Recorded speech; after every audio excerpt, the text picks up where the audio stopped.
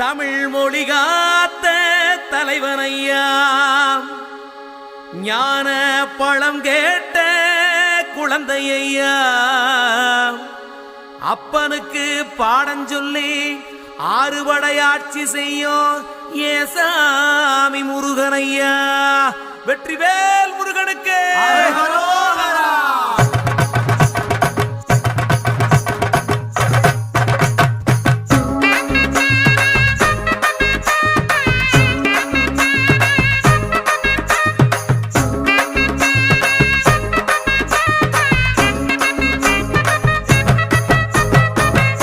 சின்ன